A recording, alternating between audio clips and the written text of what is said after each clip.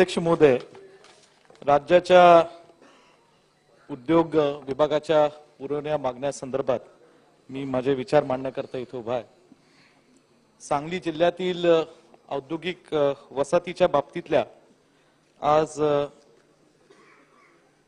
ज्या 13 औद्योगिक वसाहती आज सांगली जिल्ह्यामध्ये कार्यरत आहेत, त्यातील ज्या 6 सहकारी औद्योगिक वसाहती आहेत अध्यक्ष महोदय, या 6 औद्योगिक वसाहती गेल्या अनेक वर्षांपासून या तिथल्या ज्या भौतिक सुविधा आहेत, या तिथल्या सहकार औद्योगिक क्षेत्राच्या माध्यमातून तिथल्या सुविधांना एक राज्य शासनाच्या जिल्हा माध्यमातून जिल्हा डीपीडीसी असेल ह्याच्या माध्यमातून एक मदत होते। परंतु जे उर्वरित औद्योगिक वसाहती आहेत अध्यक्ष महोदय, गेल्या अनेक वर्षांपासून ना राज्य सरकार ना जिल्हा नियोजन समिती या कुठल्याही बाबतीतल्या त्या औद्योगिक वसाहतींना प्रोत्साहन देणाऱ्या तिथे उद्योग धंदे उभे राहण्याकरता कुठली मदत गेल्या काही वर्षात होऊ शकली नाही।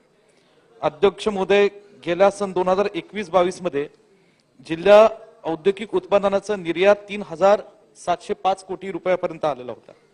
तोच सन 2022-23 मध्ये 3900 कोटीपर्यंत तो निर्यात उत्पादन झालेला होता। अध्यक्ष महोदय, मला एक सांगायचं की तसं पाहिलं की महाराष्ट्राच्या तुलनेमध्ये सांगली जिल्ह्याचा वाटा ह्या औद्योगिक क्षेत्रातला हा जवळजवळ 2% सुद्धा नाहीये। आणि सांगली जिल्हा हा कृषी क्षेत्र असेल, औद्योगिक क्षेत्रातल्या विशेषतः जी फाउंड्रीज असतील, सातत्याने या कृषी आणि फाउंड्रीजच्या क्षेत्रामध्ये सांगली जिल्हा हा अग्रेसर राहिलेला आहे। कृषी बाबतीतल्या हळद, डाळिंब, द्राक्ष आणि साखर उत्पादन या 4 क्षेत्रात सुद्धा सांगली जिल्हा हा नेहमी अग्रेसर राहिला आहे। परंतु आज तिथे सांगली जिल्ह्यामध्ये या औद्योगिक वसाहतींना आणि या कृषी क्षेत्रातल्या या जिथे ते काय द्राक्ष प्रक्रिया करणाऱ्या ज्या आपल्या कोल्ड स्टोरेजच्या युनिट्स आहेत त्याला प्रोत्साहन देणाऱ्या काही राज्य शासनाकडे ठोस अशा या ठिकाणी उपाययोजना किंवा स्कीम्स केल्या गेल्या नाहीत। अध्यक्ष महोदय, गेल्या अनेक वर्षांपासून एक गंभीर प्रश्न सांगली जिल्ह्यातील सर्वच नागरिकांना जो पडलेला आहे तो म्हणजे तिथे जे कोल्हापूर विमानतळाच्या प्रश्नाबाबतीत, आणि वारंवार त्याची बैठक झाली, लोकप्रतिनिधींनी हा प्रश्न कोल्हापूरच्या विमानतळा बाबतीत मांडला गेला। परंतु नुकत्याच्या काळात उद्योग मंत्री उदय सामंत साहेबांनी त्याची खास बैठक घेतली होती आणि जी जमीन जवळजवळ 150 एकर जमीन जी MIDC ला पुन्हा एक नवी औद्योगिक वसाहत करण्याकरता तिथे हस्तांतरण होणार होती, त्याच्या बाबतीत पुन्हा एक वेगळी बैठक होऊन तो तिथे एअरपोर्ट करण्याचा निर्णय हा राज्य सरकारने घेतलेला आहे। ती जमीन जी airport development authority of India त्याला हस्तांतरण करून तिथे विमानतळ करावं असाही निर्णय झालेला होता। परंतु ही नुसती चर्चा झाली, बैठक झाली, पण त्याच्यावर अजून ठोस उपाययोजना झाला नाही, त्याच्यावर पुढील काही कारवाई झाली नाही। त्याला अनिल भाऊ सुद्धा आमच्या जिल्ह्यातले ज्येष्ठ सदस्य आमदार तेही साक्षीदार आहेत। आणि म्हणून अध्यक्ष महोदय, एकीकडे आज जे इन्फ्रास्ट्रक्चर आहे ट्रान्सपोर्टेशनचं, त्याच्यावर जेव्हा केंद्र सरकार राज्य सरकार भर देत असताना उडान या योजनेच्या अंतर्गत जेव्हा महाराष्ट्रातले किंवा देशातले जे काही अनेक भागातले जिल्हे आहेत तिथे विमानतळ नव्याने होत असताना आज सांगली जिल्हा एकमेव असा जिल्हा आहे जो या विमानतळाच्या ह्याच्यापासून वंचित राहिलेला आहे।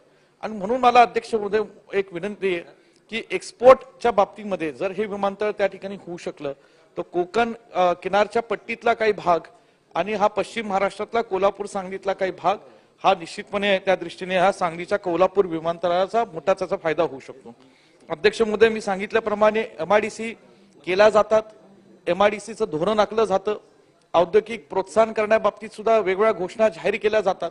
परंतु ग्रामीण भागातल्या ज्या MIDC आहेत त्याच्या मी सांगितल्याप्रमाणे बेसिक इन्फ्रास्ट्रक्चर असेल किंवा तिथले जे उद्योग आहेत, नव्याने उद्योग उभ्या करण्याबाबतीतल्या वेगवेगळ्या शासनाच्या माध्यमातून योजना जाहीर केल्या जातात, परंतु जे जुन्याने चालू असणारे जे उद्योग आहेत त्यातले काही दुर्दैवाने सिक युनिट झाले असतील तर त्या सिक युनिट्सला आणि जुन्या चालू असणाऱ्या उद्योगांना प्रोत्साहन देण्याकरता त्या ठिकाणी शासनाने थोडा विजेच्या दराबाबतीत असेल, तिथल्या इन्फ्रास्ट्रक्चरच्या सुविधा असतील, या बाबतीतल्या एक ठोस उपाययोजना इथे काढल्या पाहिजेत। आणि म्हणून इलेक्ट्रिसिटीच्या बाबतीत सुद्धा मला अध्यक्ष महोदय सांगायचंय की नव्या उद्योगांना अनेक सवलती दिल्या जातात, पण जुन्या उद्योगांना त्या सवलतीचा लाभ मिळत नाही आणि म्हणून त्याचा एक मोठा आर्थिक बोजा सुद्धा जुन्या उद्योगांना सोसावा लागतो।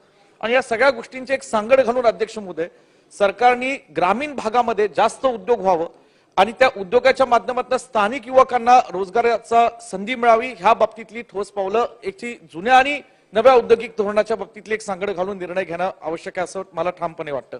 अध्यक्ष महोदय, आज ऊर्जा विभागावर या ठिकाणी चर्चा करत असताना मला एकच सांगायचं की गेल्या काही वर्षांपासून सांगली जिल्ह्यामध्ये 2019ला पूर परिस्थिती आली, 21ला पूर परिस्थिती आली, नंतर अतिवृष्टीमुळे पुन्हा न्यायालयाने दुष्काळाची परिस्थिती आली। या संपूर्ण परिस्थितीमध्ये अध्यक्ष महोदय आज थोडंसं वेगवेगळ्या पाण्याच्या योजनांमुळे, ताकारी टेंबू म्हैसाळ अफळच्या योजनामुळे शेतीला पाणी मिळतंय, पण हे मिळत असताना जर विजेचा पुरवठा त्या पद्धतीने होत नसेल तर निश्चितपणे कुठेतरी शेतीला ह्या मिळालेल्या पाण्याचा जो फायदा व्हायला पाहिजे त्यांच्या शेतीमालाला, त्यांच्या पिकांना, हा तसा होत नाही। आणि म्हणून अनेक ठिकाणी ट्रान्सफॉर्मर जळणे आणि या ट्रान्सफॉर्मर जळल्यानंतर जी काही ऊर्जा विभागाकडून तत्परता लागते, जे काय त्यांच्याकडून ताबडतोब घेऊन या ठिकाणी या ट्रान्सफॉर्मरची दुरुस्ती असेल, बदल असेल, जी करण्याची भूमिका असते ती केली जात नाही आणि ह्याच्या माध्यमातून सुद्धा मोठा गैरसोय या तिथल्या स्थानिक शेतकऱ्यांना सोसावा लागतो। आज आपल्याला माहिती आहे अध्यक्ष महोदय की गावात राहणारे शेतकरी आणि जे काही ग्रामीण भागात मळे किंवा वस्त्या असतात तिथे राहणाऱ्या शेतकऱ्यांचे प्रश्न या ऊर्जा विभागाच्या बाबतीतले फार गंभीर आहेत आणि म्हणून त्याच्या बाबतीत खास करून आज खास बाब म्हणून गेल्या 2.5 वर्षात अध्यक्ष महोदय एकच मिनिट, वारंवार शाळगाव इथं एक खास म्हणून मी तिथे मोठं एक विजेचे उपकेंद्र मंजूर करून घेतलं होतं। तिथं त्या ठिकाणी कॉन्ट्रॅक्टरने वेळेत काम केलं नाही, त्याच्यावर नोटीस काढली, त्याची फेरनिविदा काढली। शाळगाव हे माझ्या कडेगाव तालुक्यातलं एक महत्वाचं गाव आहे, आणखी 5-6 खेडेगाव त्या ठिकाणी त्या शाळगावच्या उपकेंद्राशी जोडली गेलीत आणि मग हे काम ह्या बाबतीत सुद्धा मी ठाम भूमिका घेत असताना सुद्धा आज त्याची फेरनिविदा घेऊन सुद्धा त्याचं काम जलद गतीने होत नाही आणि म्हणून या सांगली जिल्ह्यातील आणि माझ्या पलूस कडेगाव तालुक्यातील आज अनेक ठिकाणी नव्या वीज कनेक्शन देणं या ठिकाणी आवश्यकता आहे। जुन्या डीपी जळत असताना तिथे ताबडतोब तिथे सोयी करणं ही आवश्यकता आहे। स्ट्रीट लाईट असो, मस्ती मळवळचे या ठिकाणी ट्रान्सफॉर्मरचे असतील, या सगळ्या गोष्टींवर आज ऊर्जा विभागाने सुद्धा एक त्यांची मॅन पॉवर रिसोर्स आणि त्याला लागणारा निधी हा जिल्ह्याच्या ऊर्जा विभागाकडे उपलब्ध करून देणे आणि त्याची तत्परतेने या ठिकाणी ती सेवा पोस्ट करणे ही तातडीने गरज आहे। एवढीच मला आपल्याला नम्र विनंती करायची। धन्यवाद।